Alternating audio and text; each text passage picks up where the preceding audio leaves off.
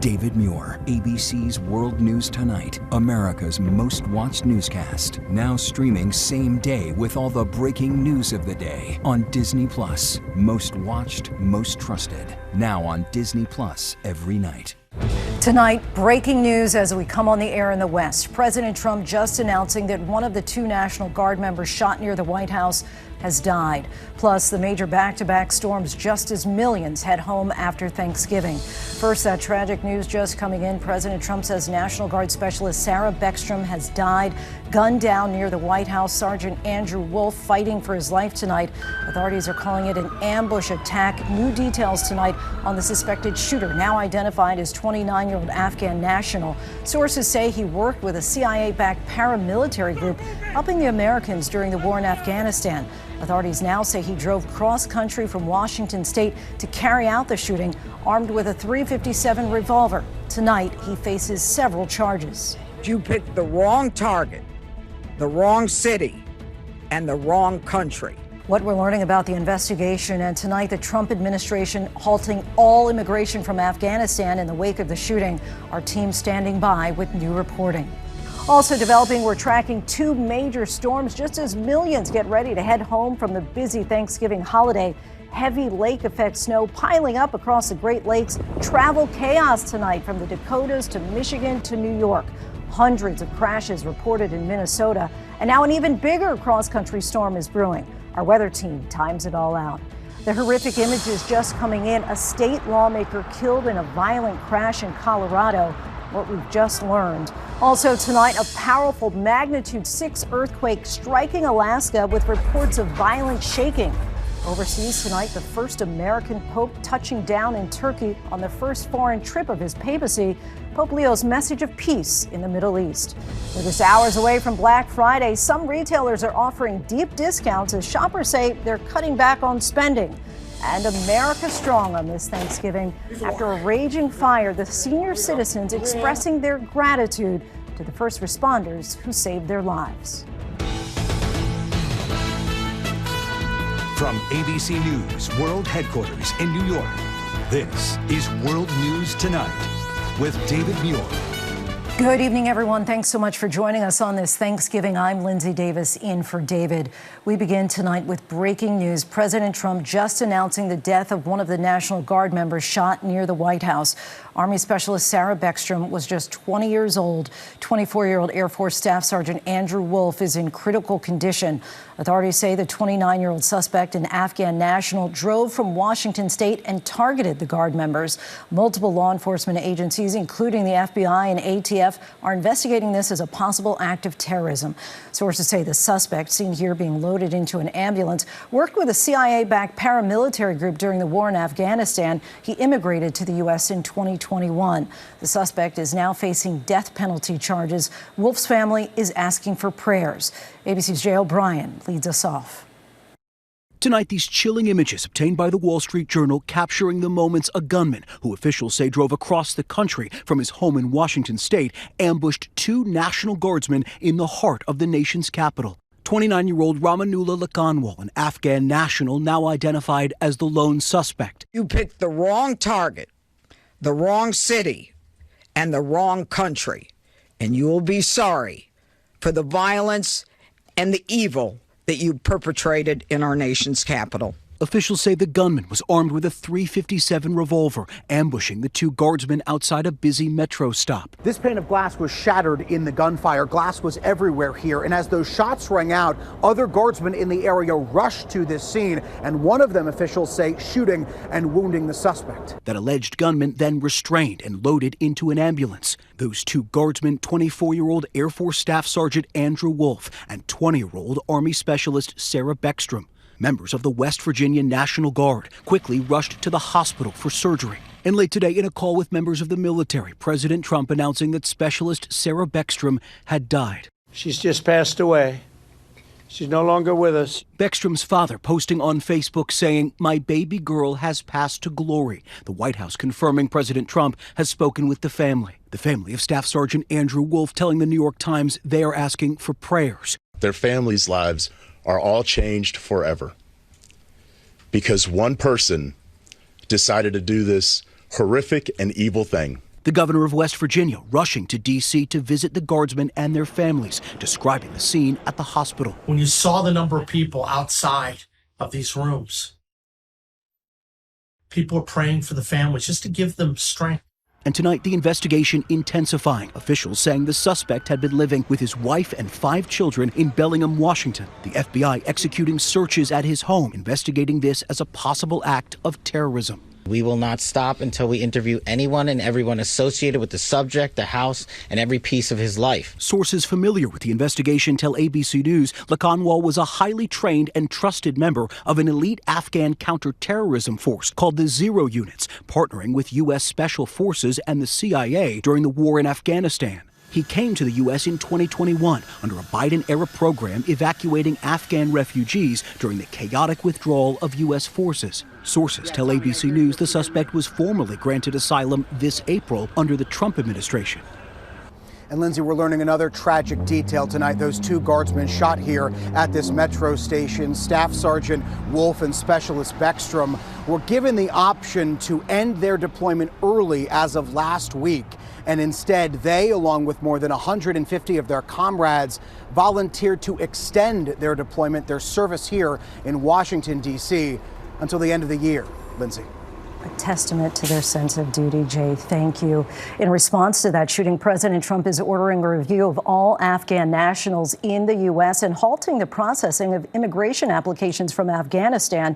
But others are cautioning against demonizing Afghan nationals in this country. Here's ABC senior White House correspondent Selena Wang. Tonight, in the wake of the shooting of 2 National Guard members, the Trump administration halting all immigration from Afghanistan. We must now re-examine every single alien who has entered our country from Afghanistan under Biden. The U.S. Citizenship and Immigration Service announcing it stopped all Afghan immigration applications pending further review of security and vetting protocols. According to authorities, the suspect was one of 76,000 Afghan refugees settled in the U.S. in 2021 after the chaotic withdrawal from Afghanistan. Nearly 3,300 of them worked for the U.S. government and were granted special immigrant visas. FBI Director Kash Patel blaming the Biden administration. And the prior administration made the decision to allow thousands of people into this country without doing a single piece of background checking or vetting. But law enforcement officials tell ABC News those evacuees were extensively vetted, and the suspect was granted asylum this past April under the Trump administration. Just months before, Patel pledged to investigate Afghan evacuees in the U.S. for national security concerns. As far as the Afghan refugees and evacuees, as during my tenure, we are going through the databases to make sure that no known or suspected terrorists enter this country to harm our nation. And Lindsay, President Trump is speaking to service members tonight as part of the presidential Thanksgiving tradition.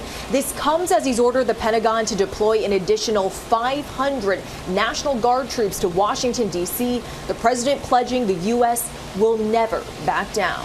Lindsay? Selena, thank you. We turn now to the weather and major back-to-back storm threats. A new cross-country storm moves in with snow and heavy rain just as millions of Americans head home from their holiday travels. The lake-effect storm system slammed into Buffalo, New York, causing blizzard-like conditions, making for hazardous driving conditions. Here's ABC's Morgan Norwood. Tonight, intense lake-effect snow causing treacherous Thanksgiving travel conditions as that massive storm turns deadly. Blinding snow blasting drivers along the eastern shore of Lake Michigan.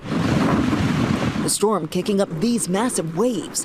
Those on the road today here in Springville, New York, outside Buffalo, facing blizzard-like conditions. This tree crushing a car. Plow drivers working overtime, trying to keep up. More than a foot of snow and powerful winds expected to slam the region. I like it if I didn't have to shovel it.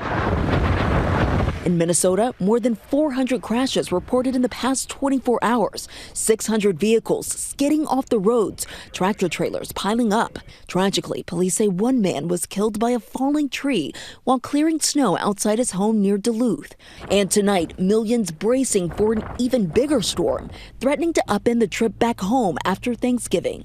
Major airlines, including United and American, already offering waivers for travelers through Chicago, which could get hit with more than 6 inches of snow. TSA expecting to screen more than 3 million passengers nationwide on Sunday alone. Flyers are already frustrated. The trip was a little hectic. It was delayed, and then there was turbulence. It was stressful. And Lindsay, ahead of that next cross-country storm, experts urging passengers to download their airline's app. And if your flight is disrupted, call and get in line. Lindsay? May be necessary to do both. All right, Morgan, thank you. Let's get right to meteorologist Jeff Smith from our New York station, WABC. Jeff, sounds like round 2 is on the way. Tell us about this next cross-country storm. Yeah, we're tracking that cross-country storm, but during the next 24 hours, it's all about lake-effect snow over the eastern Great Lakes, 6 to 12 inches. We're talking places like Cleveland up to Erie, up to Jamestown, just south of Buffalo, between Syracuse and Watertown. Could be whiteout conditions right through the day tomorrow. No big surprise, lake-effect snow warnings in those areas. And look, already hoisted ahead of that big cross-country storm, we have the winter storm watches and warnings from parts of the Dakotas through Iowa, through portions of the Midwest, including Chicago, all the way to Indianapolis. Let's time it out for you. During the day tomorrow, snow moving from Montana into the Dakotas, all the way into parts of Iowa.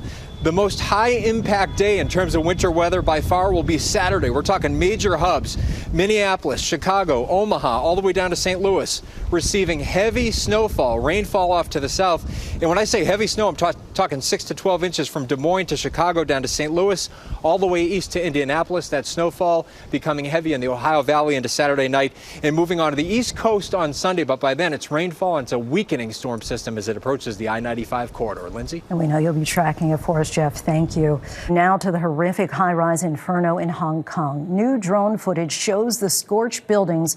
The number of dead now at 94, more than 70 others injured. Hong Kong's chief executive says crews have lost contact with nearly 300 people. 3 construction executives arrested on suspicion of manslaughter in connection with alleged flammable materials.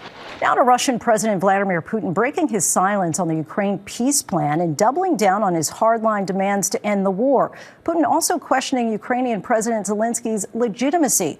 ABC's chief foreign correspondent Ian Pannell reports from Ukraine tonight. Ian? Yeah, Lindsay, in a strident and often uncompromising speech, Vladimir Putin saying it's pointless to sign any documents with President Zelensky, claiming he lacks legitimacy.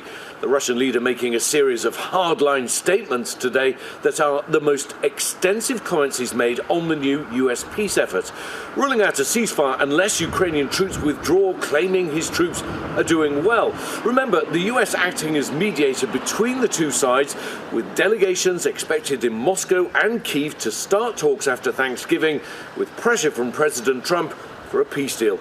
Lindsay? Ian, thank you. Next tonight, Pope Leo's first foreign trip with a message of peace and unity. Leo kicking off the 6-day journey in Turkey and Lebanon. The Chicago native offered Thanksgiving greetings to Americans. ABC's Britt Clennett is traveling with the pontiff.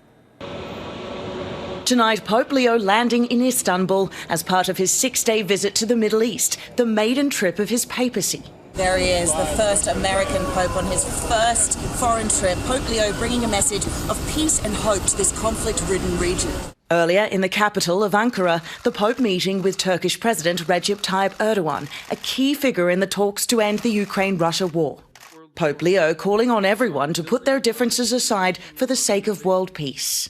We are now experiencing a phase marked by heightened level of conflict on the global level.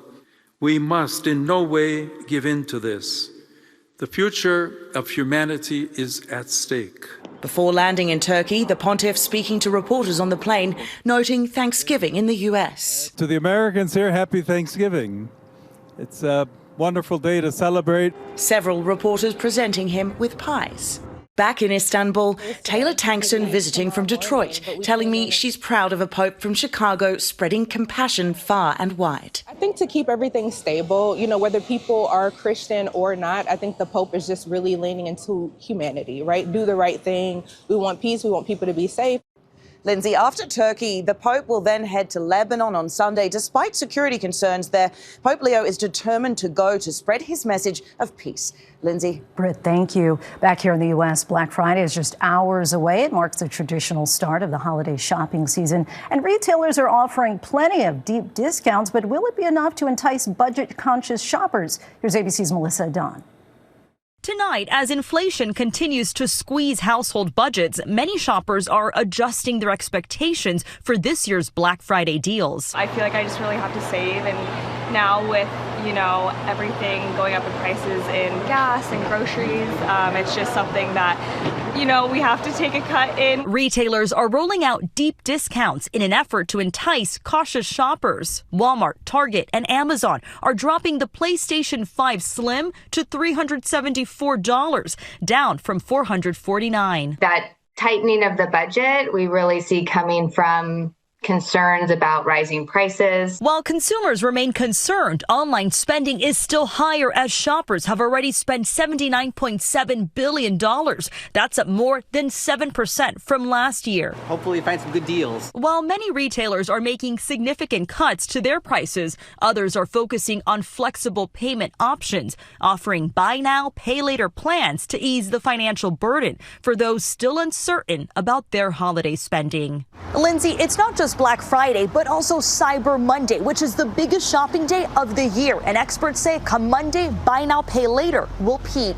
Lindsay. Melissa, thank you. Now to Europe and a helping hand for Army soldiers spending the holiday overseas. U.S. Ambassador to NATO Matthew Whitaker helped dish out Thanksgiving dinners to troops in Lithuania. Whitaker thanked the troops for their bravery, courage, and sacrifices.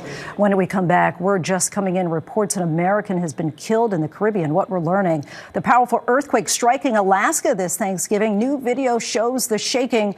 Tragedy on a Colorado highway involving a longtime state lawmaker, and in Michigan saying thanks after a fiery disaster. Next tonight, a tragic crash leaves a lawmaker dead. This was the scene just south of Denver. Colorado police say Democratic State Senator Faith Winter died in last night's multi-car accident on Interstate 25. Authorities say 3 other people were hurt in the crash. Winter was 45 years old. And a powerful jolt in Alaska. A 6.0 magnitude earthquake rattled the state this morning, shaking homes like this one in Anchorage. The quake was centered about 30 miles from that city. No major damage or injuries were reported, but it did bring a scare like this child watching TV when his family's living room started shaking. When we come back, a man from Colorado found dead in the Caribbean, a murder investigation now underway. To the index now, the death of an American in the Caribbean. A murder investigation is underway in Trinidad and Tobago. According to police, a suspect is under arrest in the killing of Christopher Brown. The Colorado man was found stabbed to death in a seaside village in Tobago last night. Investigators say he just left a group of friends at a restaurant to buy marijuana. When we come back, how a terrifying night led to a very happy Thanksgiving reunion. Finally tonight, America strong, young and old together, counting their blessings after a scary initial encounter. It was a night that could have easily ended in tragedy. A massive fire swallowing the senior living center in Southgate, Michigan, just outside Detroit, as the residents slept, unaware of the danger curling beneath their doors. First responders poured into the building, their voices steady, their steps sure, carrying some and reassuring others. Don't be scared, we got you. Refusing to leave until all 81 residents were accounted for. I've never been that scared in my life. Tonight, that fire is long extinguished, but the bond between these seniors and their rescuers burns brighter than ever. I don't want to just shake your hand. Lingering hugs, hands held a bit tighter, and smiles carrying the weight of all they survived. In the spirit of Thanksgiving, they recently reunited with the heroes who saved their lives. Thank you for breaking down my door. Honoring the first responders at a luncheon filled with gratitude, an outcome made of training, timing, and the simple, powerful choice to put others first. You never talk to the family afterwards, so it's kind of, different just to see the happiness on people's faces. Thank God we're alive. Yeah. That's all that matters. Those same seniors together again, this time with hearts full of gratitude instead of fear. It's great to see the appreciation and the community to come together like this. A Thanksgiving reminder of bravery answered and blessings counted. I've been wanting to do this since the day it happened because they saved our life. So much gratitude. Thank you for watching. I'm Lindsay Davis. Happy Thanksgiving. Good night. Thank you for making World News Tonight with David Muir, America's most watched newscast.